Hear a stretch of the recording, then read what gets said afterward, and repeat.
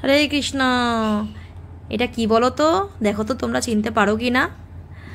এটা হলো ভাপা পিঠের সাজ। তো এই পিঠেটা খেতে খুব ভালো হয়, কিছুটা ইডলির মতন দেখতে হয়। একসঙ্গে তিনটে করে পিঠে ওঠে, দেখতেই পাচ্ছ তিনটে ফাঁকা জায়গা আছে, আর ওই তিনটে ছোটো ছোটো যে সাজ ওর মধ্যে পিঠের মাল মশলা ভরে দিলে একসঙ্গে একবারে তিনটে করে পিঠে ওঠে। তো আমি এক চাল ভিজিয়ে রেখেছিলাম রাত্রে, সেই চাল আমি গুঁড়ো করে নিয়েছি মিক্সিতে। এবার ছাঁকনি দিয়ে ভালো করে ছেঁকে নেব যাতে চালের কোনো কুচি না থাকে, এবং যা ডাস্ট বেরাবে সেগুলোকে আবার মিক্সিতে ভালো করে পেস্ট করে নেব। এভাবে একদম ফাইন পেস্ট বার করে নিয়েছি, একদম খুব মিহি গুঁড়ো, যেখানে কোনো কুচি থাকবে না। তারপরে সেই কুচিগুলোকে গরম জল দিয়ে ভালো করে নুন দিয়ে চটকাতে হবে। ডাইরেক্ট চালের গুঁড়ো দিয়ে এই পিঠে হয় না, ভালো করে গরম জল দিয়ে চটকাতে হবে, কিন্তু জলটা পরিমাণ মতন দিতে হবে। বেশি জল একবারে দিয়ে দিলে কিন্তু হবে না, মানে আটা মাখার মতন আমাকে মাখতে হবে, কিন্তু পুরোটা আবার আটা মাখার মতন মাখা যাবে না, ছোট ছোট দরলাপ করতে হবে।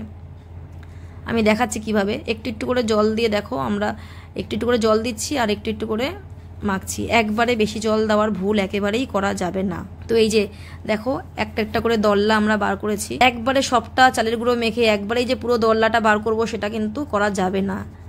একটু একটু করে চালের জল দিয়ে একটু একটু করে ছোট ছোট এরকম দলা বানিয়ে নিতে হবে। তারপরে সেটাকে বালি চালনির উপরে রেখে এইভাবে করে হালকা হাতে ঘষতে হবে। ঘষে যে চালের গুঁড়োটা বেরাবে সেইটা দিয়ে পিঠে হবে। ডাইরেক্ট চালের গুঁড়ো দিয়ে পিঠে হয় না, মানে ভাপা পিঠে হয় না। ভাপা পিঠে করার জন্য এরকমই চালের গুঁড়োটাকে গরম জল দিয়ে প্রথমে ডলে নিতে হবে, এরকম চাকা বার করতে হবে, সেই চাকাটাকে বালি চালনি দিয়ে মানে ঘষে এইরকম চালের গুঁড়ো বার করতে হবে।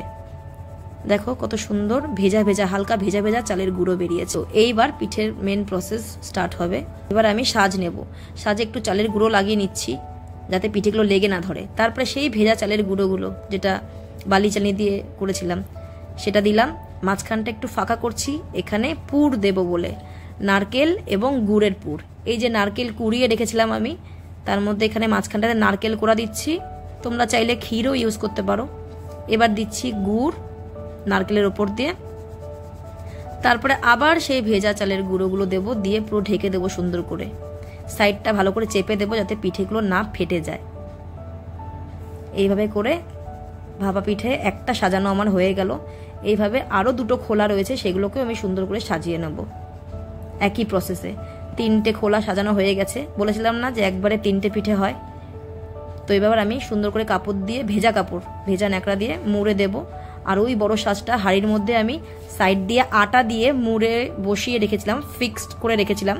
আর ভিতরে গরম জল দিয়েছি, ওটাকে ভালো করে ফুটিয়েছি। ওটা ফুটে গেলে তখন পিঠেগুলো এরকম উবুর করে দেব, দিয়ে পিঠের সাজটাকে বার করে নেব, নিয়ে রুমাল দিয়ে পিঠেটাকে চাপা দিয়ে দেব।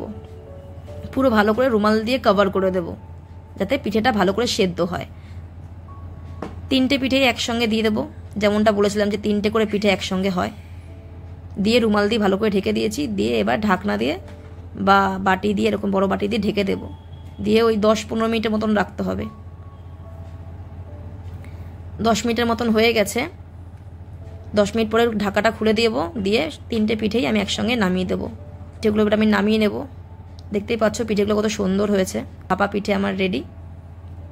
এবার ন্যাকড়াগুলো ধুয়ে নেব ভালো করে। কাপড়গুলো ধুয়ে না নিলে আবার পরের পিঠেগুলো করা যাবে না, লেগে ধরবে। এইভাবে করে পিঠে আমার রেডি হয়ে গেছে। আমি ভগবানকে এবার ভোগ লাগাবো। মহাপিঠে প্রসাদ কি জয়।